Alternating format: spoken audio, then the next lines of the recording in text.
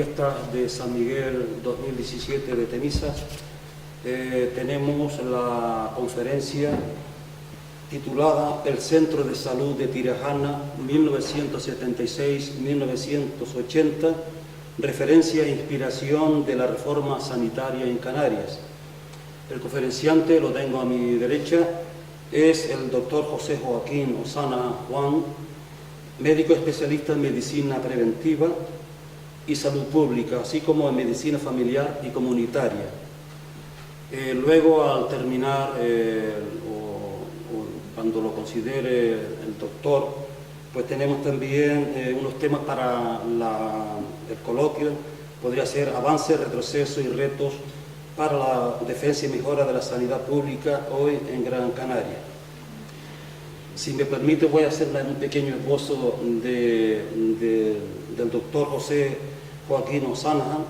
Es máster en salud pública y especialización en medicina tropical por la Universidad de Sao Paulo de Brasil.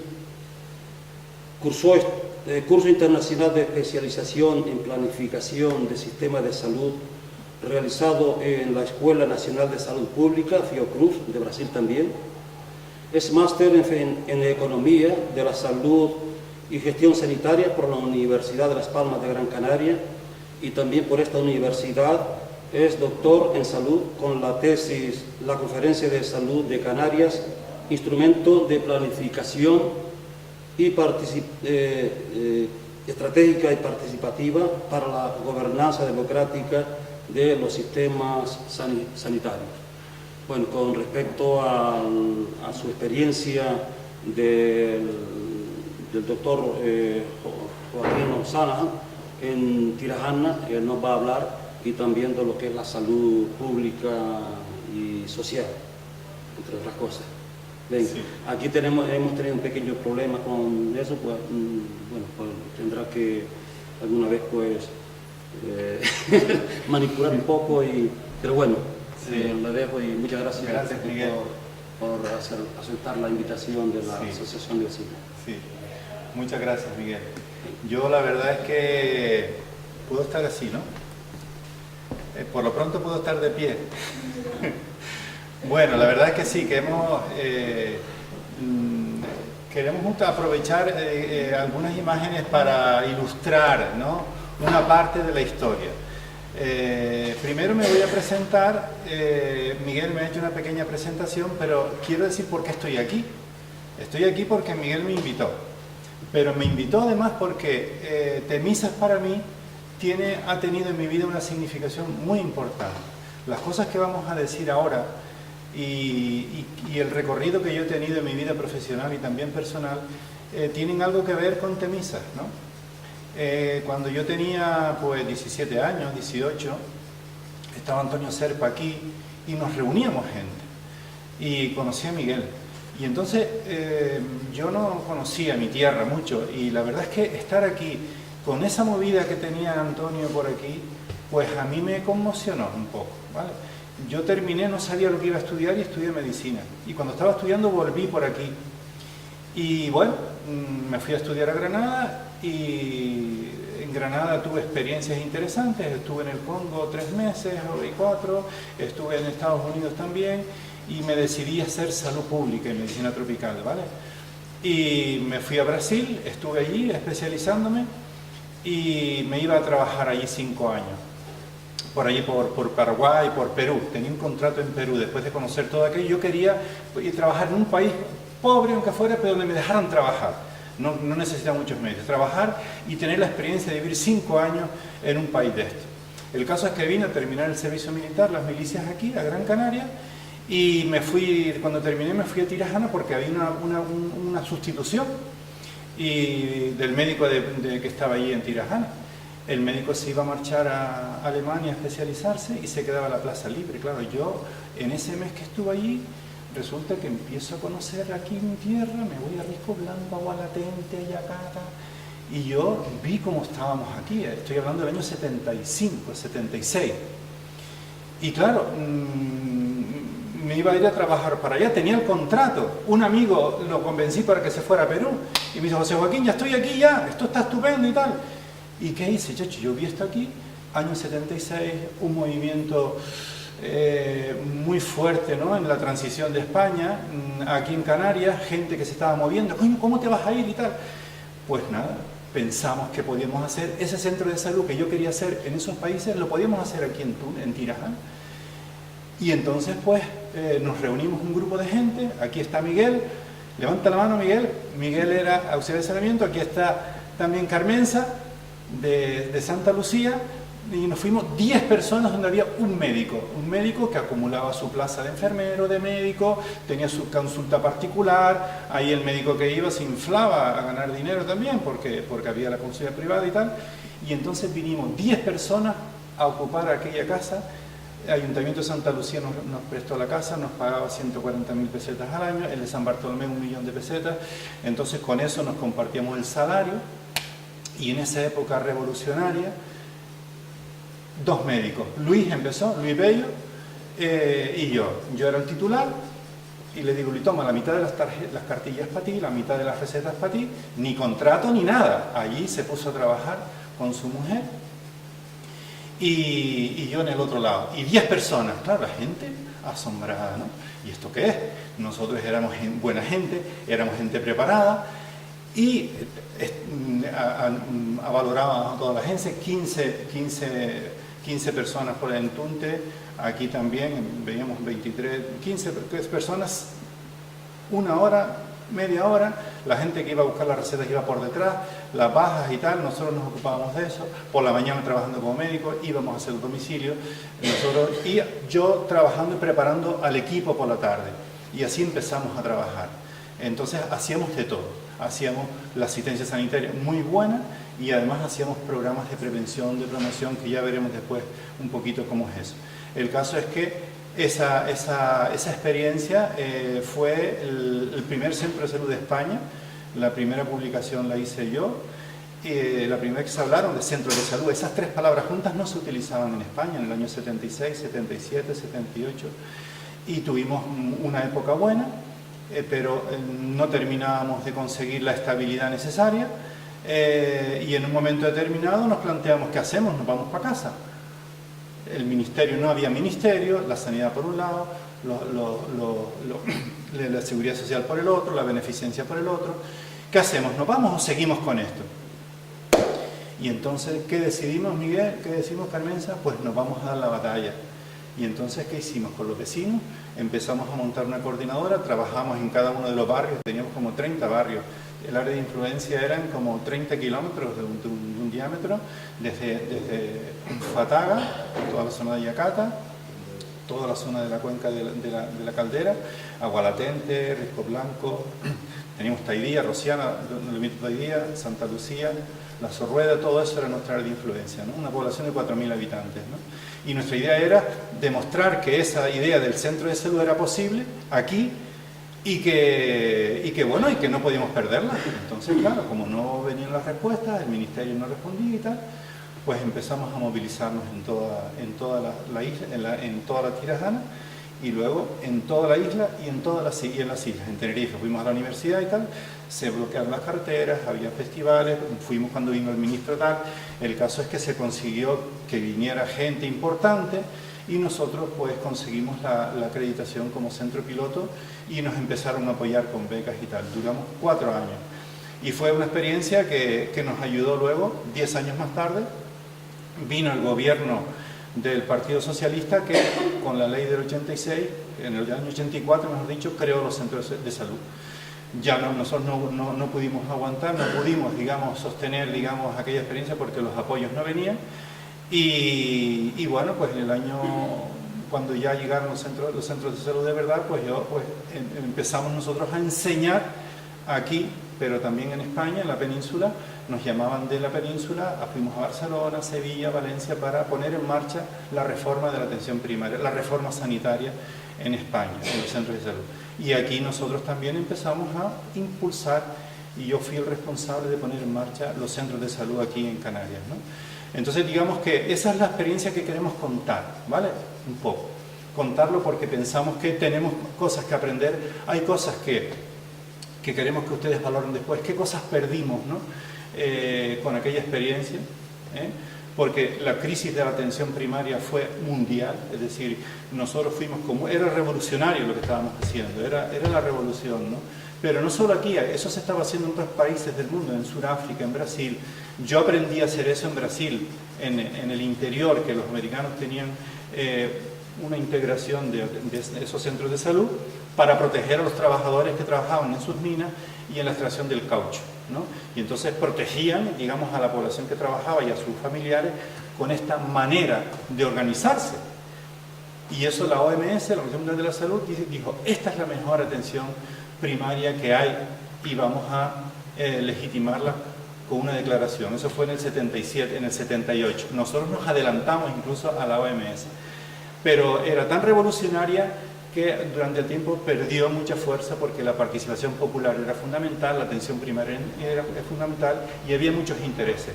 Y entonces se paró esa reforma en muchos sitios hasta el 2006, hasta el 2009, en que se recupera el discurso revolucionario de la atención primaria de salud.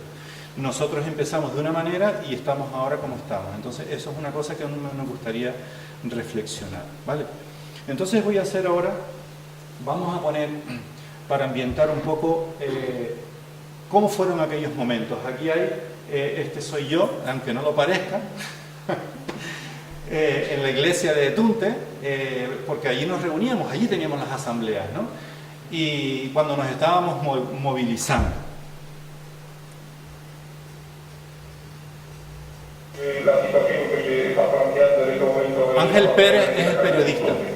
El sábado pasado se puede presentar una solicitud al alcalde y a la corporación de San Bartolomé de Tirajana para que convocara un pleno extraordinario hoy miércoles a las 11 de la mañana con el fin de que se manifestaran y hicieran un escrito dirigido al ministro de Sanidad apoyando la continuidad y la aprobación del centro de salud de todo el equipo tenía, cada equipo tenía un barrio en el trabajo normal. Es decir, Miguel Ángel, yo no sé cuál tenías tú, Miguel Ángel, ¿te acuerdas? Ayacata, tú, Ana. Bueno, pues cada uno tenía una zona.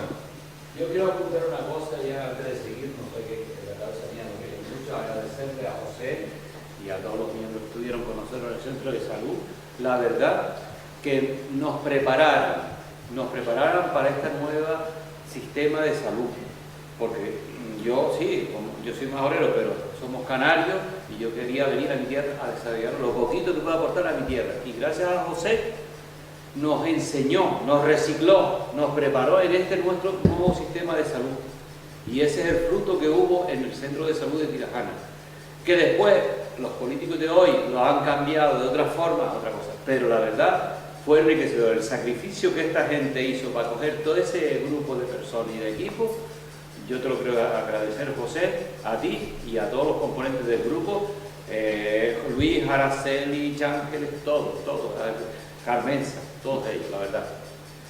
Fue maravilloso la capacidad que tuviste, porque tú sabes que yo estuve a punto de irme porque yo he trabajado, siempre he trabajado y yo quería ver frutos realizados. Era el auxiliar de saneamiento. Sí, y no sabía de esa historia. Nos preparó a ella y a nosotros, a todos, en esta nueva medicina. Y lo bueno que es para nosotros, para los canarios, coño, que nos preparan, no, bueno, estamos hablando de los épocas ahora, nos preparan a nuestros hijos ahora para la universidad y los mandamos a otros países para que esos países vayan para arriba. Y corto ahí porque si no, estoy metiendo cosas que... Pero bueno, es lo que es. Agradecido a José porque yo estuve a punto de marcharme porque yo quería trabajar, pero ver los frutos a final de mes. Y esto él me decía, a largo plazo, Miguel. Y es verdad, a largo plazo. Señores, perdón. No, muy bien. Es que de todas maneras, después vamos a poner en el vídeo, vamos a poner, después de 30 años, nos reunimos todos, ¿no? Y cada uno explicó lo que hacía y qué significó personalmente. Vamos a solamente a sacar tres entrevistas, ¿no? tres trocitos, ¿no? Para ver lo que la gente luego, qué significó. Pero lo que quiero ahora es, aparte de ambientar un poco esto, es un poco contarles qué hacíamos, ¿no? ¿Qué hacíamos? Así que voy a ir pasando deprisa también partes de los vídeos, porque no...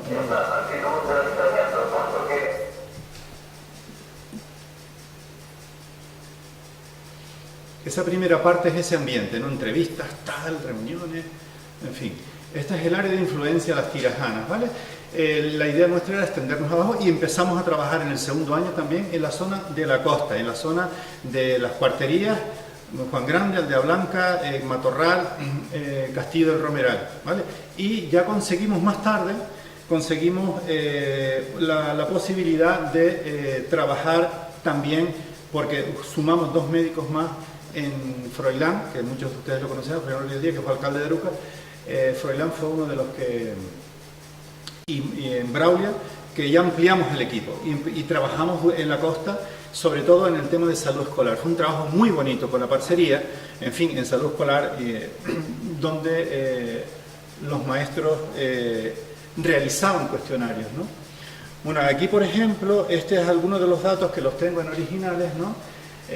Porque a través de la información que, vamos a ver, a través de la información que obteníamos de los cuestionarios, bueno, no nos podemos entender, no vamos a poder hacerlo de una manera muy ordenada.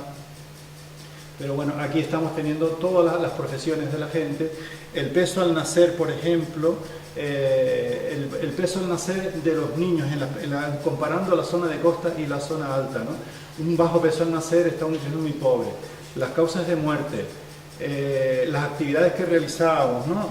Hicimos un trabajo muy exhaustivo de análisis de la situación de salud y de las condiciones de vida. Estas son algunas de las actividades que organizábamos de prevención primaria, prevención secundaria, salud escolar. Es de lo más avanzado que hay y todavía hay hoy, ¿no? A ver si consigo pararlo aquí. Se está parado, ¿no? Fíjense que nos interesaba mucho conocer las condiciones de vida y las condiciones de trabajo de la gente, porque el trabajo nuestro no era trabajo solamente curativo en la consulta, era un trabajo de desarrollo comunitario, un trabajo preventivo. Y entonces el trabajador social, Mila, que después aparecerá ahí, no iba a decirle, chacho José Miguel, al ingeniero, por ejemplo, le tienes que poner agua ahí en La Plata, que no tienen agua, ¿qué pasa? Oye, que tenemos contaminación. No. Se trabajaba con los vecinos se organizaban y los vecinos iban al ayuntamiento a pedir lo que ellos necesitaban. No íbamos nosotros, que lo podíamos hacer, pero no nos interesaba que la gente fuera protagonista de su propio desarrollo y de su propia comunidad. Y entonces, por ejemplo, hicimos un screening, tenemos una muy buena relación con los hospitales y con todo el mundo.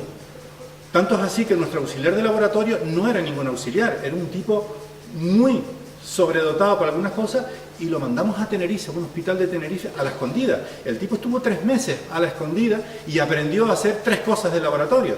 Por ejemplo, los exudados vaginales, las leucorreas de las mujeres, lo hacía él.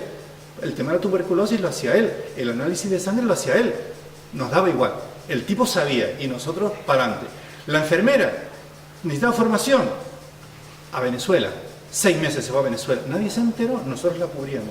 Y nosotros a Venezuela se fue 6 meses a hacerse la pública. La médica, 3 meses a Venezuela, en otro momento también, a la escondida. Ahora, como no se les ocurriera a las autoridades venirnos a sacar de allí, el puente Rociana se bloqueaba porque nadie iba a pasar por allí, ¿no? Nadie iba a pasar por allí.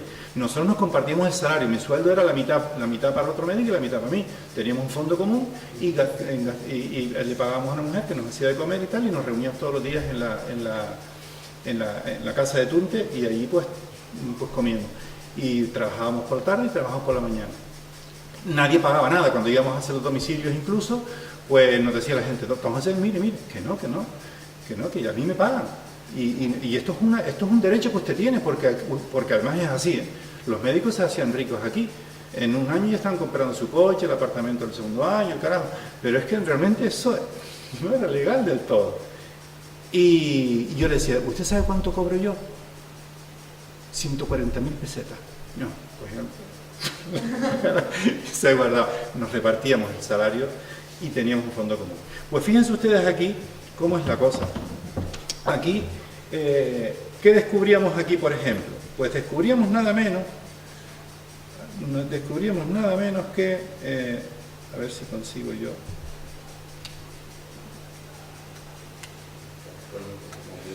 No sé si voy a poder. No. Bueno, pues fíjense ustedes aquí.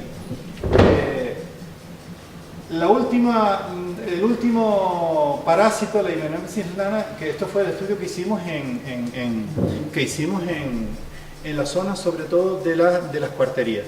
Pues el 14% de los niños tenían ese parásito. Ese parásito necesita la pulga de la rata para poder tener su ciclo completo. Demostrábamos que había ratas y que había basureros y podíamos hacer fotos. Pues ese. El Ascaris lumbricoides, el Giardia lamblia, que es la que está por el medio, que es un 44%, eso es un parásito que cubre todo el intestino por dentro, chupa nutrientes e impide la absorción también de nutrientes, con lo cual produce malnutrición. 44%. Los datos más altos en el mundo en ese momento los teníamos en Brasil, en zonas de Brasil, con un 22%, es decir, teníamos una alta parasitación. Con esto nosotros utilizábamos para poder demostrar las condiciones. Hoy todavía hay parásitos, pero hoy ¿qué nos está pasando? Nos pasa que el personal que trabaja, por ejemplo, de camareras de piso, las condiciones de trabajo, pues lo vimos cuando cambió el acuerdo en Fuerteventura, en centros, por ejemplo, que empieza a haber más anemia. Comían antes en el hotel, ahora no comen en el hotel, tienen que llevarse su bocadillo, pues empezamos a ver más anemia por ese tema. Y ahora mismo las condiciones de trabajo y de empleo están afectando mucho. Y resulta que no estamos metidos, los médicos y los equipos de atención primaria no estamos ocupándonos de eso. Es como que es otra cosa, nos hemos convertido mucho en algo como una buena atención clínica, pero esa parte promotora de salud no hay. Esto era uno de los usos que le damos nosotros a nuestros trabajos, y había más cosas también, ¿no? Aquello de las condiciones alimentarias. Hicimos también, por ejemplo, trabajos como este. Toda la población, con la participación de los vecinos, hicimos un screening a toda la población mayor de 14 años, ¿no? Del peso, altura, para ver la obesidad, tomamos la atención y le hacemos un análisis de glucemia para captar a todos y cada uno de los hipertensos y de los diabéticos que había en la zona. Eso lo pueden hacer los centros de salud, lo pueden hacer y no lo hacen. No lo hacen. Los colegios, no estábamos dentro del colegio, íbamos allí, íbamos a los colegios, ¿no? Más tarde en Tamaraceite, que yo fui director también de Tamaraceite, pues, oye, es que tenemos un dentista y una auxiliar, venga, no teníamos sitio.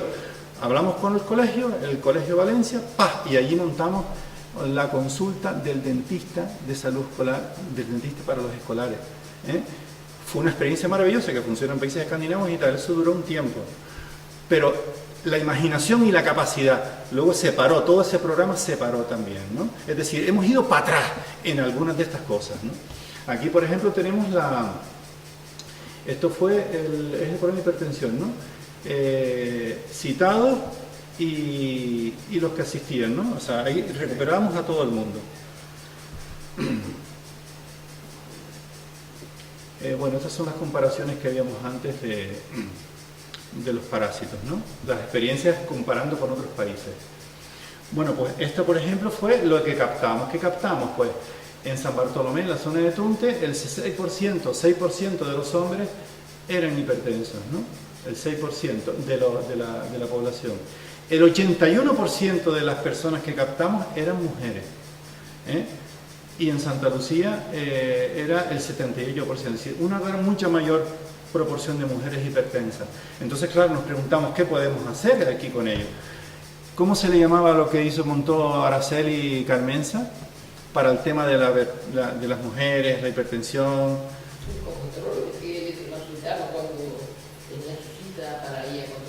Eso era la asistencia. La marcha verde. La marcha verde, sí, porque las mujeres empezaron a caminar ahí, en el año 78. Los temas de la sexualidad, por ejemplo, en las mujeres y en las mujeres mayores, eso era una cosa tabú. Pues Araceli trabajaba ese tema. ¿Por qué? Porque nosotros llegamos a la conclusión de que realmente el problema de la hipertensión, el problema de la obesidad, el problema de la depresión, que era altísimo en toda esa zona, tenía mucho que ver con esas condiciones, ¿no? De la mujer, el sometimiento también a veces de la mujer y el sufrimiento de la mujer que le enseñaron a ser buena madre, buena esposa y se da cuenta de que, bueno, de que a veces no puede. porque yo creo que creemos que el instinto maternal no está siempre ligado a la mujer sufre a veces porque no puede hacer lo que le gustaría hacer y le dan ganas de coger al marido y pegarle una patada, matarlo cuando sea y no puede, sufre, se deprime, engorda, come. Pues eso pasaba y ella pues hablábamos de eso, ella, y bueno, y tienen que ustedes que ver, porque era una mujer, esta Araceli, buenísima como médica, era especialista en medicina interna, ella iba a ser profesora y se vino para acá. Y ella fue la que estuvo 3 meses en Venezuela para formarse y reciclarse en salud pública. Pero era así, es decir, claro, no podían venir, ¿por qué? Porque sabían que estábamos haciendo un buen trabajo, teníamos una fama enorme entre los compañeros médicos que nos ayudaban. Cuando hacíamos screening venían residentes y médicos, ahí hay fotografías justamente de las movilizaciones, aquí estaba Rafa Inglós, jefe de servicio de psiquiatría, estuvo Alfonso Medina Fernández Aceituno, que el pobre murió, suicidado por el pobre, una de las personas más brillantes que ha habido aquí. Pues toda esta gente apoyaban esa experiencia, ¿no? Cosas que podíamos hacer, se pueden hacer y no se hacen. Hipertensos detectados, bueno, una prevalencia bastante alta. Aquí están los programas, en fin. Me han pedido de la Universidad de La Laguna que les pase toda esta información. Bien, yo con esto ahora paro y vamos a ir al otro vídeo, ¿no? Para que nos dé tiempo también después ahora vamos a escuchar los comentarios de la gente. A ver cómo lo saco yo. Esto lo saco.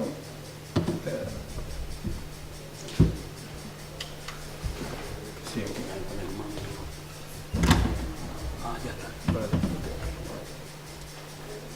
Era una época, se les pueden imaginar, era una época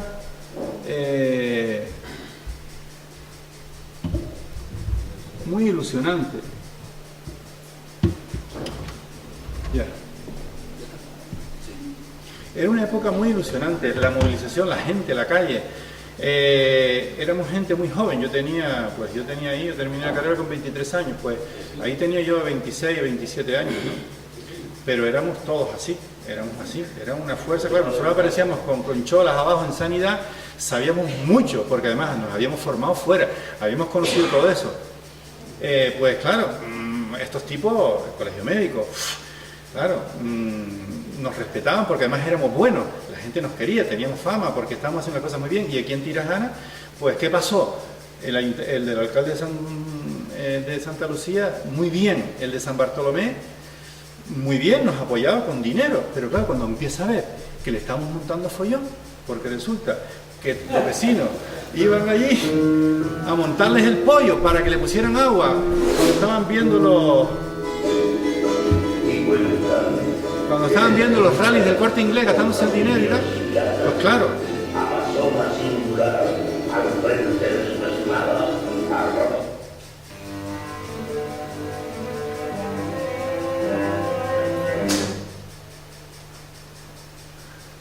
30 años después.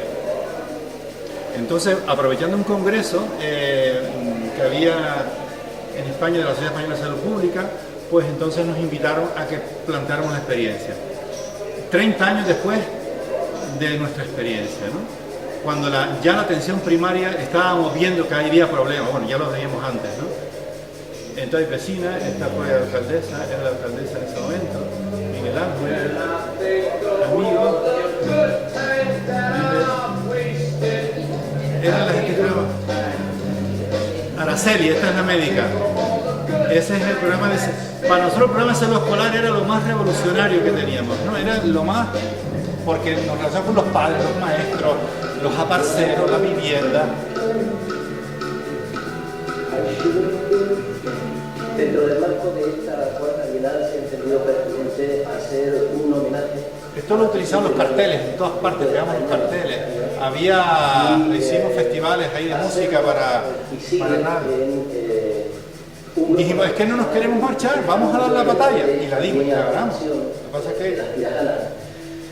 que participaron de manera muy que está hablando ahora y el desarrollo de una experiencia pionera en España.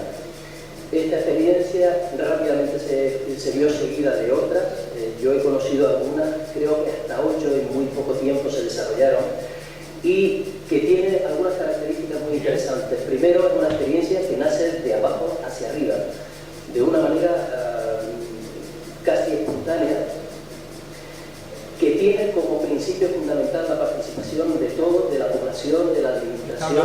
atención primaria y del que centro. nace en un medio rural que justamente era la parte que peor estaba contemplada. Él fue gerente de atención primaria, el director de los centros de salud, que hizo mucho y podía haber hecho otras cosas, pero a veces salud pública, de prevención, de faltaba promoción, algo. de la salud, de educación. Una persona muy honrada, muy trabajadora. En este momento se echa bastante Y fue director general hace poco con el Partido Socialista también. tiempo.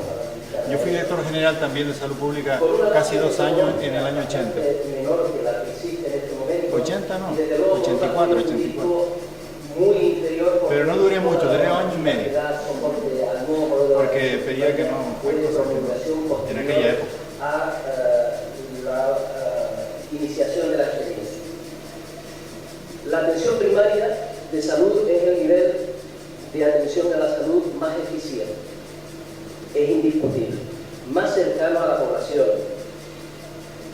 Bastante resolutivo, porque es capaz de resolver más del 90% de los problemas de salud que plantea la población y deriva a la atención especializada menos del 6% de todo lo que atiende en urgencias.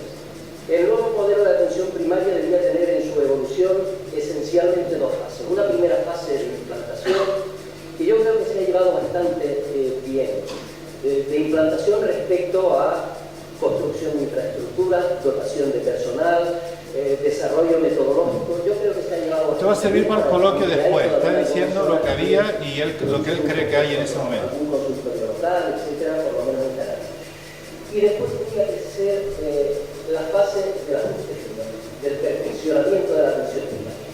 Y esto se ha visto absolutamente lastrado por la realidad cotidiana de la atención primaria, insuficiencia de recursos, que tiene que ver con la insuficiencia presupuestaria, una inadecuada política de personal, le damos patadas en la esquinilla de los profesionales y después les pedimos que colaboren y que estén ilusionados, incentivados, etcétera, etcétera.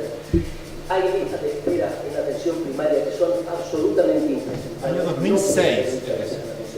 11 años más. No podemos cerrar la puerta, aunque algunas listas de espera especializadas tampoco son presentadas. Hay una absoluta descoordinación entre primaria y especializada que siempre se queda como en la lista de prioridades la última y es la que jamás es abordada, si bien es verdad que es un problema difícil de abordar. Todo ello está haciendo que la atención primaria se haya ido desviando de sus orientaciones iniciales y se haya ido devaluando en gran medida.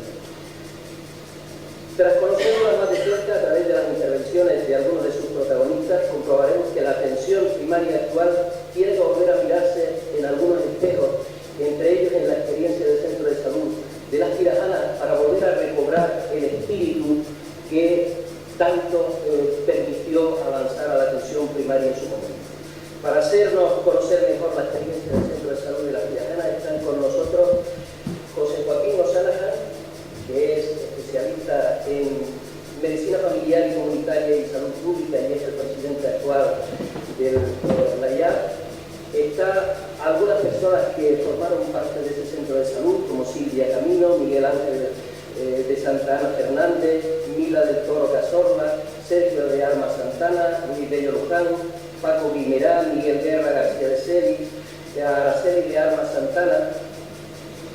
Y por otra parte, hay algunas otras personas que tuvieron un protagonismo muy importante en el desarrollo del centro de salud, como Mari Carmen Cabrera Franquis, Chicha Ojeda Frías, Cristóbal del Rosario, Norberto González Sosa y Mari Carmen López Jorge. Hemos nombrado exclusivamente a las personas que sabemos que están aquí, hay algunos otros que también colaboraron, pero bueno. Y alguien también que queremos nombrar aquí es a José Carlos Ramos, que tuvo mucho que ver con este tema, aunque él en el momento de la experiencia de Las Tirajanas estaba en otra experiencia, de aquellas pioneras y iniciales que era... Bueno, voy a pasar ya a los otros. José Carlos Ramos fue subdirector general de atención primaria y José Carlos, que fue subdirector en la época del Partido Socialista cuando empezaron, ¿qué hizo? Él fue el que hizo el decreto del año 1984, el primer paso, gran paso de la reforma sanitaria, antes de la ley. Y entonces nos llamó a las personas que estábamos teniendo experiencias de ese tipo, ¿no? Había exiliados, ¿no?, de Chile, exiliados de Argentina, gente muy buena, médicos y profesionales que tenían experiencia, y entonces nos reuníamos varias veces, nos reunimos en Madrid, y con estas reuniones y las experiencias de todos se hizo el decreto ese, que fue la revolución más importante de la reforma sanitaria, que es el cambio de los antiguos ambulatorios y consultorios en centros de salud. Ese fue José Carro, que estaba allí, que es un amigo también, ¿no? Ahora voy a ver cuando empezamos a hablar aquí. A ver. Gracias, Fernando. Esto ya a mí me conocen. Empiezan a contar, fue el primer médico, luego de una receta. Que comenzó en el año 75, fue importante para todos nosotros, es evidente. Yo en aquel momento procedía del ámbito hospitalario, como era casi normal, una experiencia 1000 que frustraba debido al impacto tan grande que me suponía. Iba camino también de las Américas.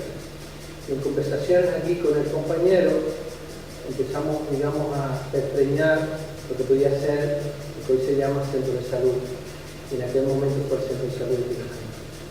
Realmente no voy a alargarme, sino ¿qué supuso para mí? Supuso para mí, evidentemente, encontrarme con una realidad que no tenía nada que ver con el hospital, con un hospitalcentrismo que hablaba esta mañana Pedro Sabando, muy acusado, con muchos medios, muchos recursos, y una atención primaria ambulatoria en el suelo. Yo lo que conseguía era poder trasladar aquella experiencia de hospital, darle la misma calidad, por lo menos, al ambulatorio, transformarlo, y sobre todo con otra concepción, que valorara más los aspectos de la salud en vez de la enfermedad, que hubiera un trabajo en equipo y una gran comunicación con los pacientes o individuos que fueron a consultarlo. Realmente el eslabón débil de aquella cadena para mí fue, digamos, el aspecto de la comunicación con los pacientes. El pasar a 1 minuto por paciente a 45 minutos, establecer una historia clínica y poder hablar con ellos, tuvo una repercusión directa en la práctica de la atención médica con los pacientes. Realmente, al final, al principio hubo una ligera conmoción, estábamos en un ambiente realmente muy empobrecido, quizás de los peores de aquel momento en la isla de Gran Canaria, y supuso para el encuentro, imagínense ustedes, pacientes que iban todos los días al minuto con cartilla 60, 70, a pasar a ver a 15 pacientes a 45 minutos cada uno. Realmente ese fue, digamos, el mayor, digamos, logro que rompió realmente la dinámica de la vieja atención médica ambulatoria y la aparición de un nuevo modelo de atención primaria. Comunicación constante, permanente, además de la integralidad, y sobre todo, y por último, el trabajo en equipo fue fundamental. Yo era un médico de hospital, solo, y pasaba a ser un médico de un centro de salud que comunicaba con el resto de los compañeros de profesiones que no tenían nada que ver conmigo, desde profesionales de auxiliar de saneamiento, enfermeras, etcétera, que me integraban, digamos, el papel de un enfermo al papel de una comunidad, y el enfermo en medio de esa comunidad me daba otra perspectiva y realmente me enriquecía, y me enriqueció evidentemente en el tiempo que estuve. Nada más, doy paso a mi compañero. Luis estuvo 1 año con nosotros y luego se fue a Venezuela. Se fue a Venezuela a vivir y a trabajar en el interior, estuvo 4 años allí. Digamos que le conmocionó la experiencia de Tirajana y decidió ir para allá. Después vino a Araceli. Pero era muy importante lo que dice, el trabajo en equipo. Todos los lunes, ¿se acuerdan? Teníamos una reunión todos los lunes por la tarde. El equipo, aquello era fundamental, teníamos diferencias y allí nos ayudaba a entender, digamos, la comunidad como algo vivo, es decir, de repente pues había una queja muy grande por el tema de urgencias de alguien que no había llegado y tal, y entonces bueno, pues habían problemas de las experiencias de los domicilios y no sé qué, y todo eso lo discutíamos, estábamos de acuerdo o en desacuerdo, pero se hablaba allí. Aquello fue muy importante. Yo fui director de centros de salud y puse como obligatorio la reunión de equipo mientras fue. Incluso abrimos expediente a una médica que decía que eso no era importante y tal, de Tenerife, le abrimos un expediente. Reunión de equipo es tan importante como atender urgencias, como atender a las personas en la consulta, como ir al domicilio. El trabajo en equipo, la formación. Pero eso se perdió. Ahora los equipos se reúnen cuando quieren, de vez en cuando. Y eso era uno de los problemas importantísimos, gordos. Ahora viene otra persona que ya lo conoce, que está aquí. En el año 75-76 fui a la autoridad de saneamiento del centro de salud. Y yo la verdad que no soy mirado a hablar en público, así que me preparé el papelito, espero que no sea muy largo, pero para resumir no se me quede nada. Entonces me lo planteé así una especie de pequeña carta. Y les cuento. Lo que yo había trabajado hasta esa fecha, en 1977, o en el 75 o 77 fue el periodo que yo estuve allí, siempre que realizaba un trabajo, veía los frutos de mi esfuerzo a corto plazo. Entonces fuimos, no solo yo, sino todas las demás personas que estaban en el centro de salud, porque el centro de salud solo está contemplado como un médico, pues un auxiliar de saneamiento, en este caso era yo, el ministro de todos. Después teníamos una enfermera, un asistente social, una visitadora domiciliaria y el planteamiento que habían hecho y nosotros no lo conocíamos. José, Araceli, Luis y otras personas nos reeducaron, como digo aquí, en esta forma de trabajar. Pues veníamos de una época en que solo existía un médico y un equipo como nosotros formamos. Un trabajo a largo plazo. No estaba hecho para mí, pero poco a poco lo fui asimilando. 30 años después se reconoce que algo se hizo bien.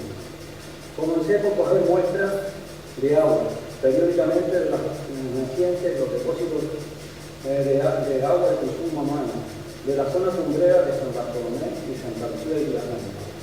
Pero fuimos estudiando sobre todo, y en el terreno, la vida y de las personas que vivían allí, hábitos, costumbres, las aguas negras que no existían, no existían, ¿cómo se llama?, alcantarillados, sino pozos negros y encima mal protegidos, basura, animales en el entorno familiar que podían transmitir enfermedades, carreteras, luz, agua, etc. Así como la salud social, la salud mental, que en esto sí que yo me fue maravilloso porque siempre contemplábamos también como la medicina curativa, que es lo que todo el mundo conocía, que se enferme y el negocio. Y después teníamos la medicina preventiva, pero solo la cuna, no cuidar el entorno en torno a la vivienda, ni de las aguas que tomaban, ni de la alimentación que llevaban, ni las condiciones del hábitat donde vivían. Y después la medicina social. Y esta, entre lo que era la medicina social, todo sonaba muy bonito, pero el ámbito, hasta que nosotros fuimos profundizando muchas cosas que, claro, con nuestra forma de trabajar, la gente sigue acercando. Y sabía que con arreglo a sus impuestos, tenía la comunidad que ofrecerle unos servicios que no lo ofrecían. Entonces ya la gente fue reivindicando cosas a quien le correspondía, en aquella época los ayuntamientos y otros organismos. Y nos movimos también en traer cosas que dentro de nuestra cultura ya pagamos, sí, que los habitos tenían, pues, actividades culturales que estaban pagadas, tenían de gratis, pero nadie las llamaba, y estábamos allá arriba. Pero tuvimos también que estudiar el nivel cultural de la gente, porque no le podías meter una conferencia sobre un tema a la gente de algo que no entendía. Entonces tenías que ir paso a paso hasta que llegara al nivel. Bueno, me he salido del tema un poco. Esta es más o menos la medicina social, que es alguien más que lo que va mejor que yo. La orientación de la vivienda, otra cosa, el calor, el frío, cómo vivían en ese entorno, un entorno agradable, y donde no se pudieran enfermar ni por un lado ni por el otro. Y después, el nivel cultural general, los colegios, las asociaciones de vecinos, que no existían en algunos de los sitios, y las promovimos para que ellos dieran sus propias necesidades y reivindicaran lo que realmente les faltaba, no salirse del plato. Después de un estudio primario de campo, amplié mi actuación con la visitadora domiciliaria, que solo me dedicaba al accionamiento, lo que era la basura y el agua, pero como teníamos contacto con el pueblo, veíamos otras necesidades. Y ya fue con la visitadora domiciliaria, la asistente social, la enfermera, etc. Vacunando a los niños de todos los barrios, tanto los que venían al centro de salud, que era en el caso de la villa, como los que estaban en los sitios aislados que no venían. Entonces llevábamos un control periódicamente para que no se les fallara ninguna vacuna. Y si estas personas hoy en día, si hacen un estudio de todas estas enfermedades que supuestamente tenían que tener, podemos decir que casi que el 100% no puede haber ninguna que haya contagiado, porque el que no venía al centro de salud se le llevaba la vacuna al sitio y se le vacunaba. Yo tenía una especie de mochilita con una neverita detrás para que no se estropeara la dosis y se le vacunaba y vamos muy control, entre otras cosas. Todos los que veníamos,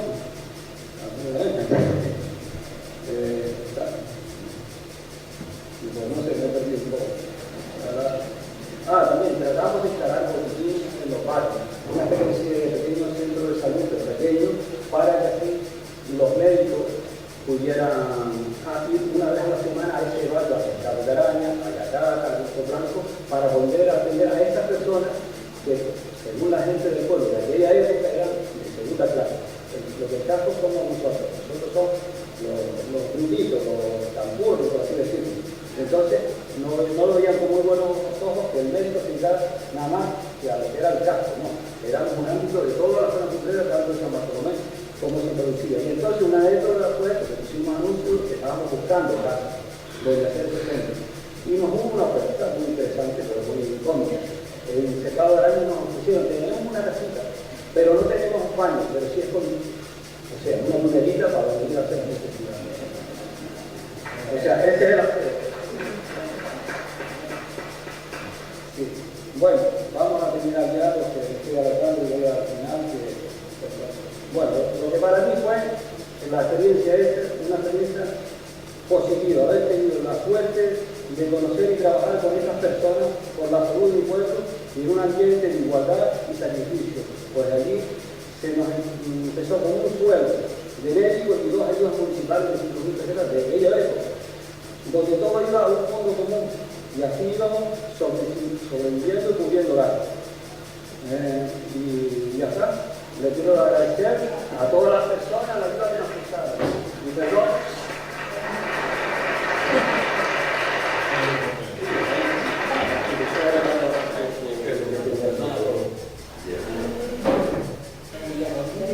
Bueno, esta es la trabajadora social Miller. De todas maneras, parando un momentito, cosas muy importantes de Miguel. Miguel iba en una moto, compramos una moto y podía ir a la cuartería si el niño tenía que vacunarse y tenía la fecha porque teníamos la ficha de todo, iba a la cuartería y vacunaba a ese niño. Para el tema de los mosquitos, había muchos mosquitos, estanques, pues empezamos a trabajar con la cambucia, ¿te acuerdas? Para incorporar la cambucia, el pescadito, como en la lucha biológica contra el mosquito, que es una historia que cómo es posible que tengamos unas epidemias, sobre todo en los perros, de una filaria, y aquí hubo paludismo, en esa mesa hubo paludismo hace muchos años, ¿no?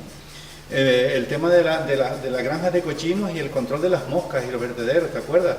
Inventamos el moscómetro, que no funciona demasiado bien, pero era medir la cantidad de moscas por unidad de tiempo y superficie para ver el impacto, digamos, de las medidas que estábamos incorporando con esos temas, ¿no? Y luego cuando había algún problema de agua, un letrero en el Rosal, donde iban la gente a lavar y a hablar, pues allí, o a las 4 esquinas, letreros que poníamos avisando a la gente lo que había, lo que no había, se informaba porque a veces pues había algunos problemas del abasto, ¿no? Se arreglaban o lo que sea. Y esta es Mila, la trabajadora social, una persona muy muy importante porque es la que tiene la visión, nos ayudaba mucho en el trabajo de equipo y tenía la visión comunitaria y social muy interesante.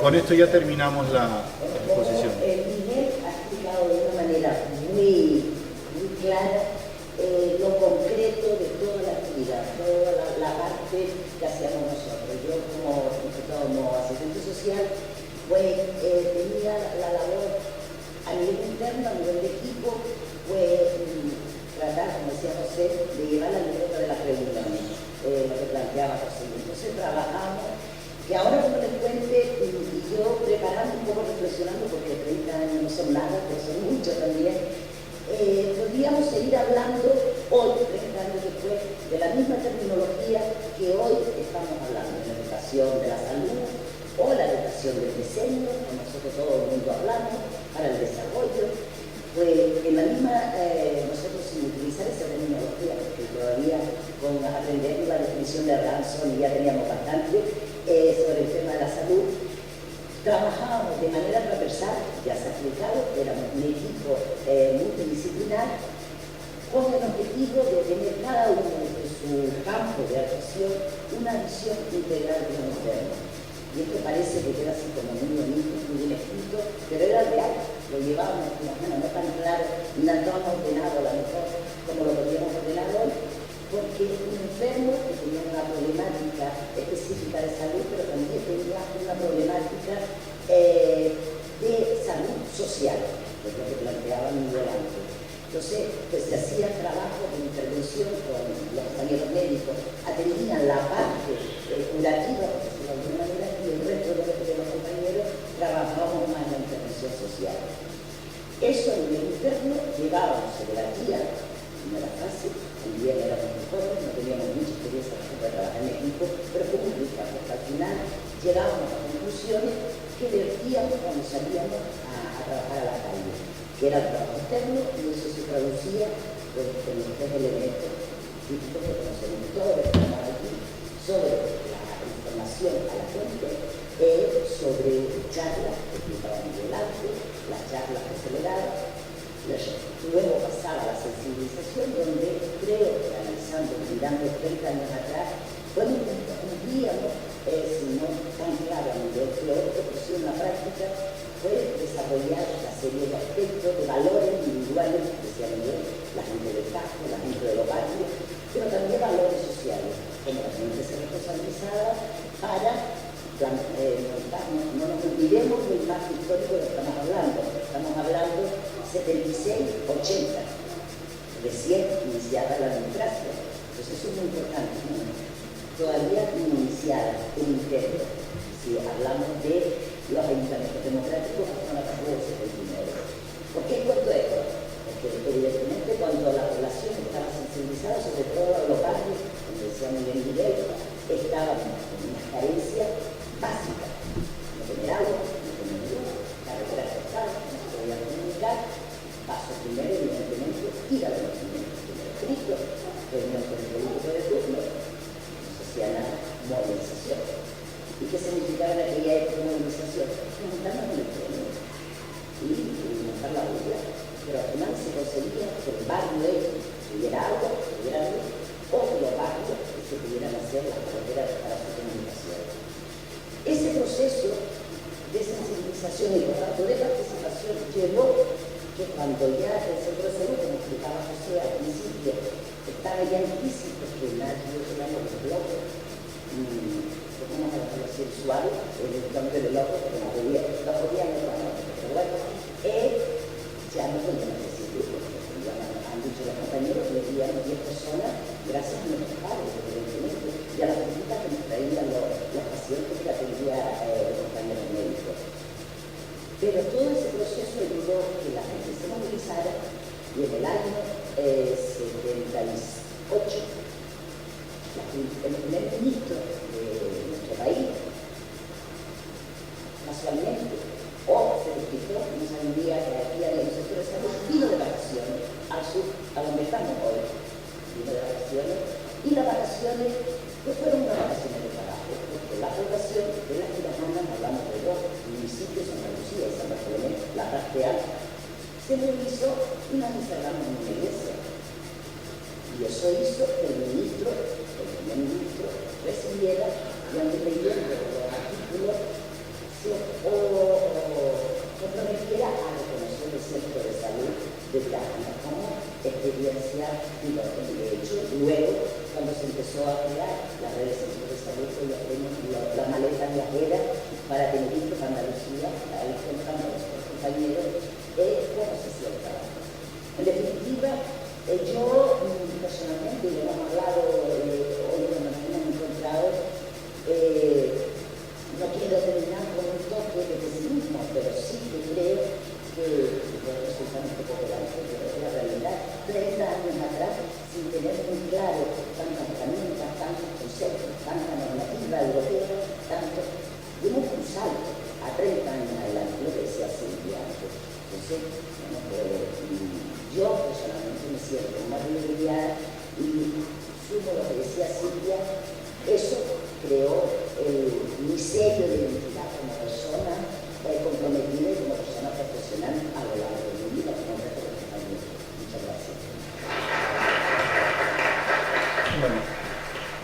La verdad es que vamos a terminar aquí. Hay otras muy interesantes intervenciones.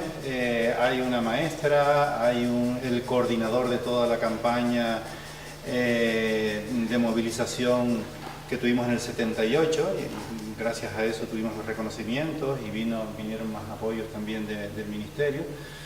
Y ya estábamos trabajando en la costa también.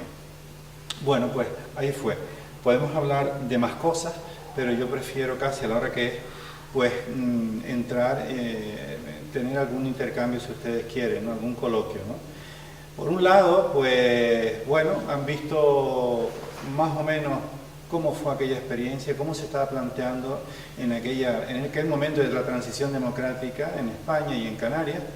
Yo creo que ahora estamos en una segunda transición, yo creo que estamos en la necesidad de democratizar nuestra democracia y enriquecer la democracia representativa que tenemos hoy por una democracia más participativa, complementaria de la representativa, el trabajo y la participación directa de las personas, de los usuarios, de los ciudadanos.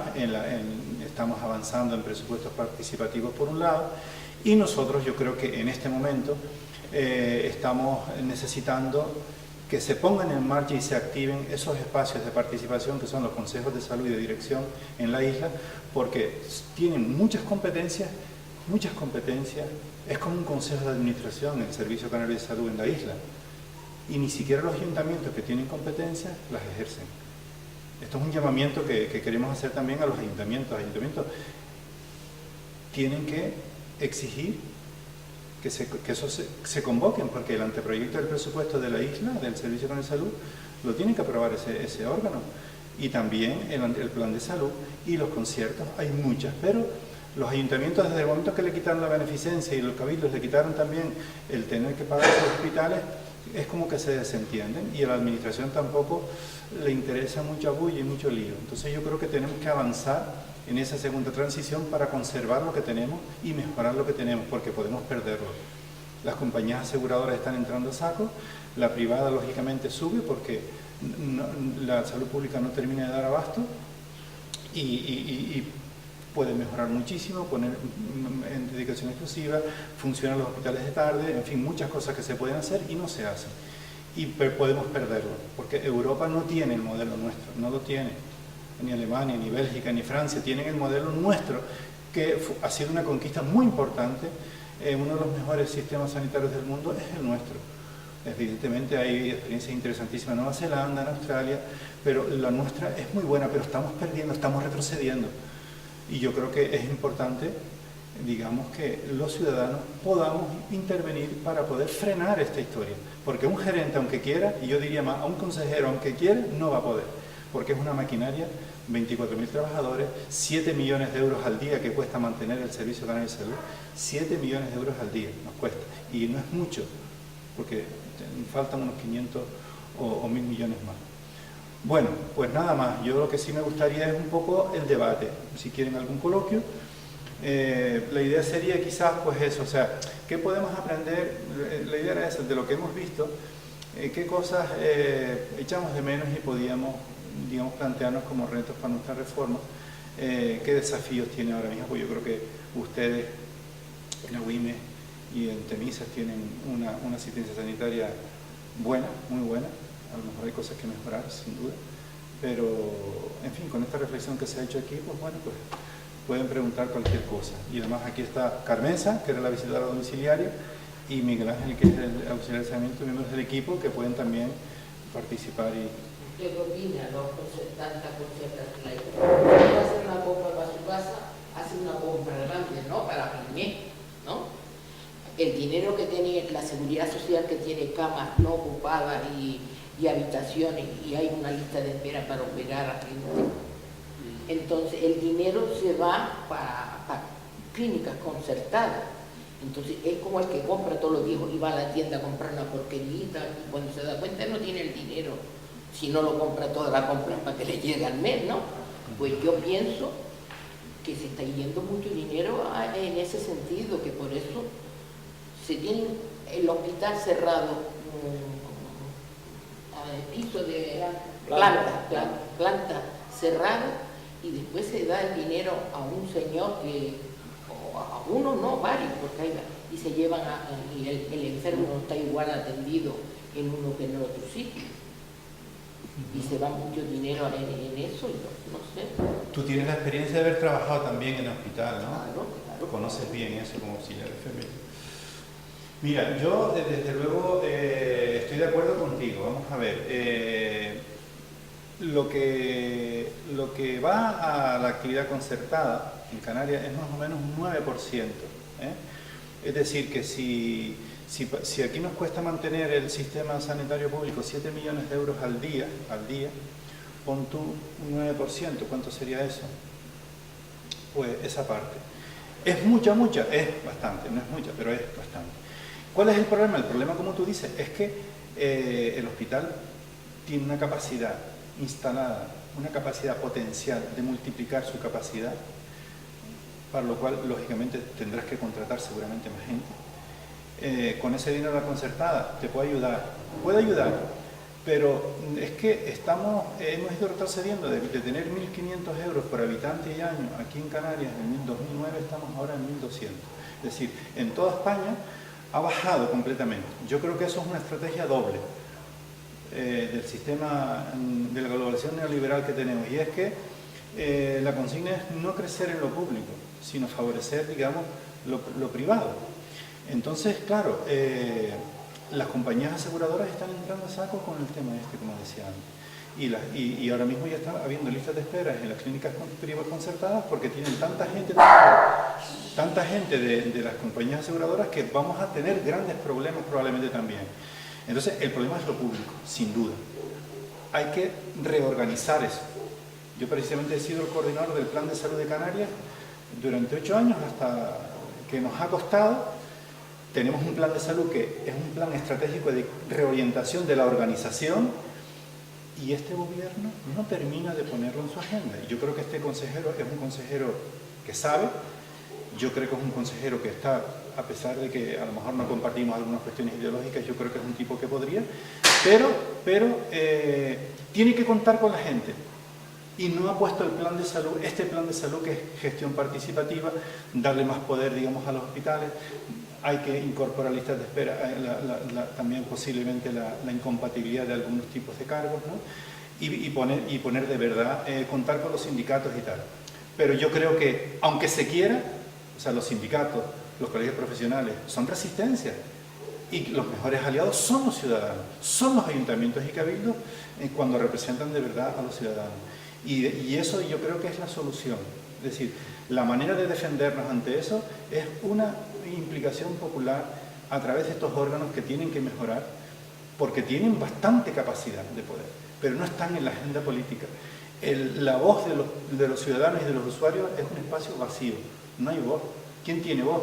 Los colegios profesionales que van, la gente que tiene acceso a los medios de comunicación, en fin, en cadenas como la SER que tienen todos los días. Entonces, un problema no es un problema. No es un problema mientras no aparezca en la agenda política. Es decir, la gente se puede estar muriendo, pero si eso no aparece en la radio, en la prensa, en la televisión, no pasa nada. ¿Entiendes? Entonces, claro, la visión nuestra, la visión de la ciudad es fundamental. Y ese cambio. El tema es que estamos retrocediendo, porque esto está pasando en Europa, pasó en América Latina, y yo conozco bastante bien todo aquello. Yo soy director de una cátedra de la UNESCO de sistemas sanitarios, he estado trabajando en Angola, he estado trabajando en Guinea Ecuatorial, digamos, asesorando los planes sanitarios. He estado en América Latina que conozco, UNASUR, que ha avanzado mucho, y han ido retrocediendo porque la política neoliberal del Fondo Monetario Internacional y el Banco Mundial ha ido digamos, ocupando todos esos espacios. Y esta crisis de la deuda la estamos resolviendo diferente a cómo se podría también haber resuelto. Entonces sí, yo creo que efectivamente los hospitales por las tardes y la adecuación, digamos, de la organización al usuario, al paciente, y no al revés, eso es necesario. Y tenemos un plan de salud de Canarias, lo tenemos, que hay que aplicarlo en cada centro de salud también. Pero claro, la formación de los gerentes tampoco es una formación. Los médicos nos hemos ido acomodando, la gente se jubilarán muchísimos médicos y enfermeros en estos próximos 5 años. La gente está, que si se les impulsa y se les motiva, yo creo que hay un revolcón bueno.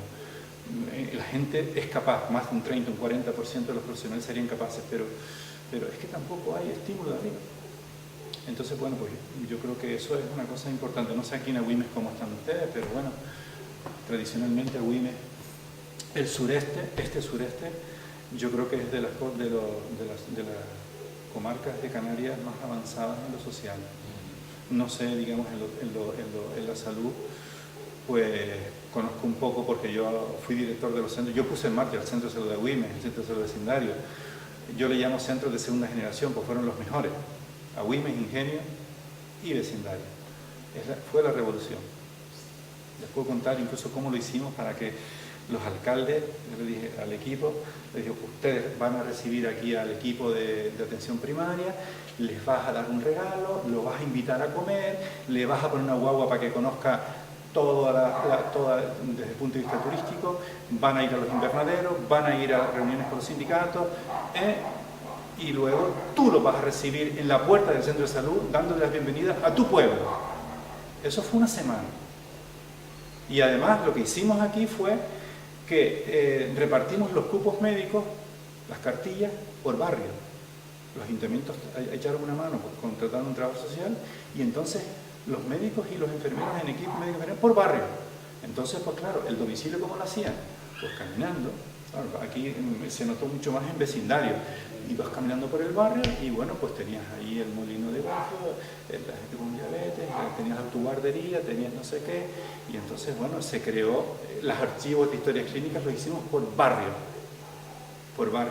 y las carpetas eran por familia, es decir, que cuando el pediatra abría la carpeta tenía la historia de su madre, de su padre, con lo cual el niño se estaba orinando en la cama todavía con 10 años y tal, bueno, ¿qué pasaba? Pues tenía un padre alcohólico, la madre y tal, le ponía una notita al otro, tal cual, y entonces teníamos la visión comunitaria, la visión familiar, la visión, y eso, este gerente, que es una persona que apareció aquí, que era estupendo, se lo cargó, digo, pero ¿cómo te cargas esto? Yo estaba trabajando, yo era parte del equipo. Tuve muchas diferencias con ellos y luego me fui a un centro de salud. Pero chacho, ¿pero cómo te cargas esto, tío? No, es que ahora con la informática y tal. ¿Cómo que con la informática? Al revés.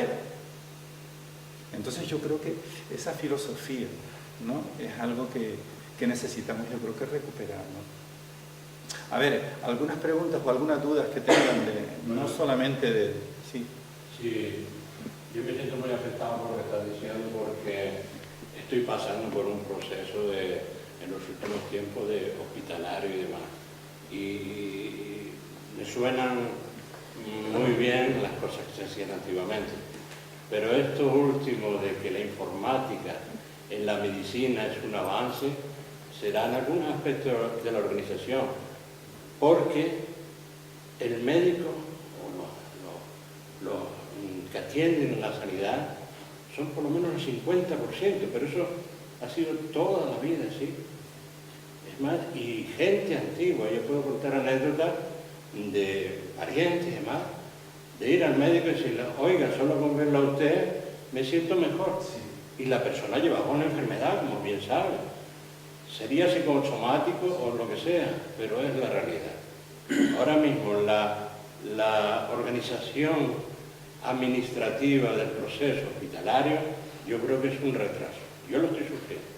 Estoy sufriendo ahora atrasos por operaciones bastante importantes, pero la máquina funciona como funciona.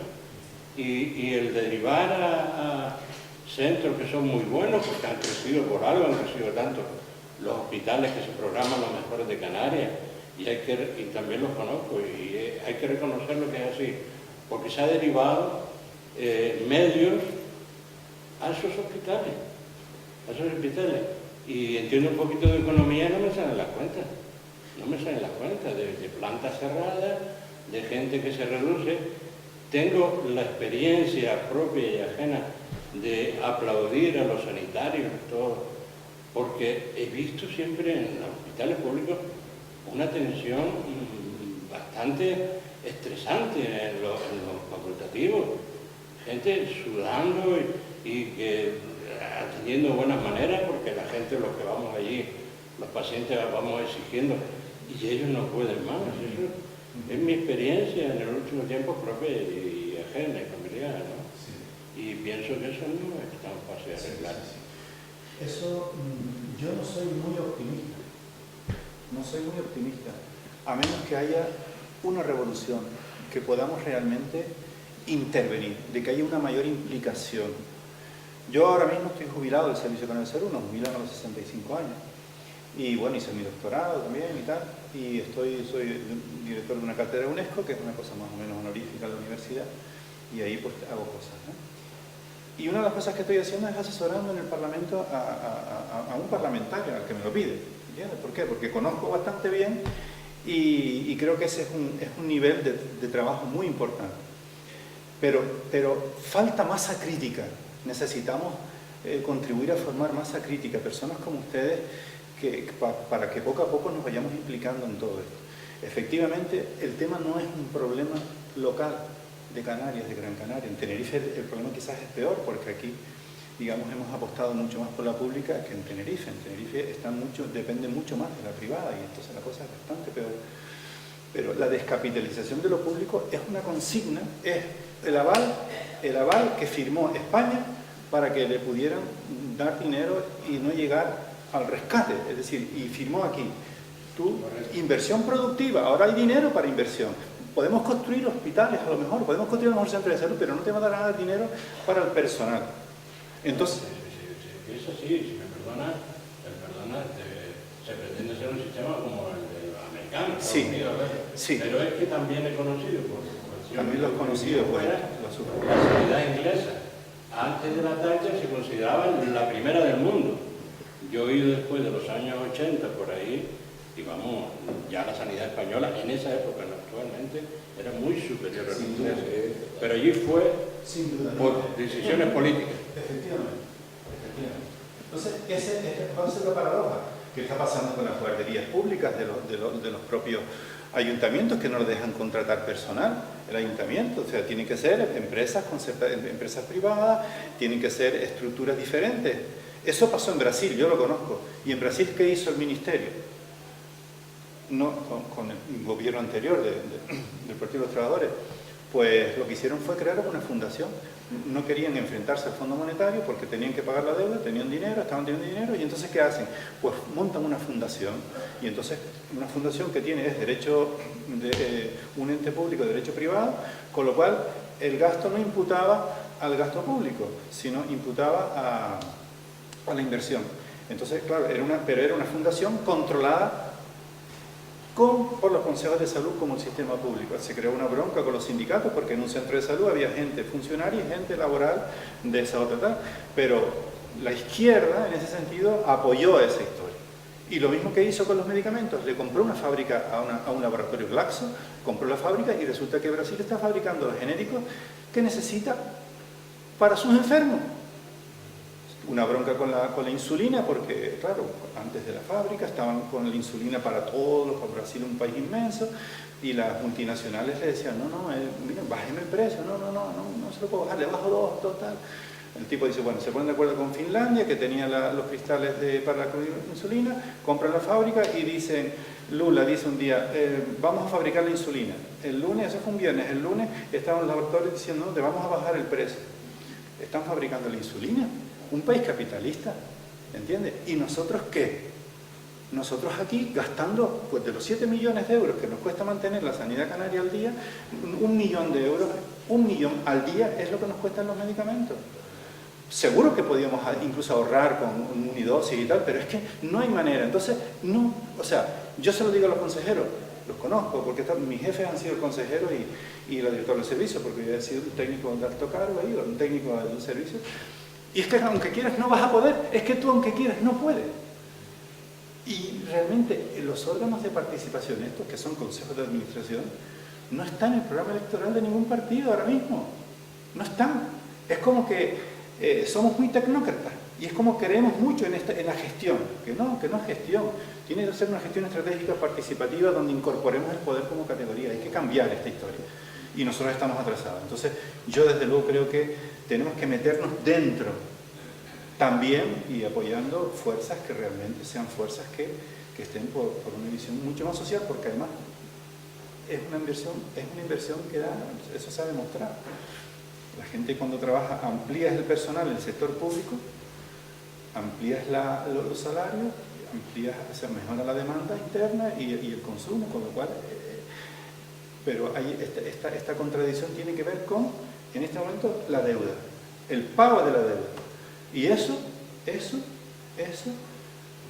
a menos que haya presión en la calle, que se ayude con los parlamentos para ir transformando esta historia, va a ser muy difícil. Los que ganen más de 30.000 euros o 15.000 euros se les dirá, mire, no hay dinero, búsquese usted un seguro. El mejor de los casos, el modelo alemán, francés, en el peor de los casos, el modelo americano.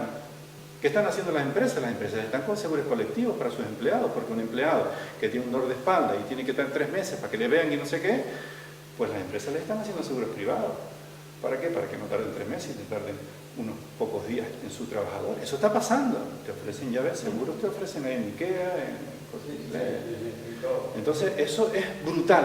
El enemigo nuestro no es tanto, que es las clínicas privadas como las aseguradoras. Eso es un síntoma. Lo que tenemos que hacer es mejorar lo público, mejorar lo público, mejorar lo público. Es el objetivo, es el problema. Lo otro, la gente, no, sí, lo privado, es verdad, es verdad. Gracias a esa concertada, pues se reducen listas de espera, porque si yo tengo un problema, y mi madre tiene un problema, a mí ahora mismo me da igual que me vaya a la privada si me atienden bien. Lo que pasa es que eso es el chocolate del lado, porque como tengas 60 años y tengas este problema, lo que te estaba costando, pues 30 euros al mes o 90 euros al mes, te va a costar una pasta y al mismo tiempo no vas a tener la garantía.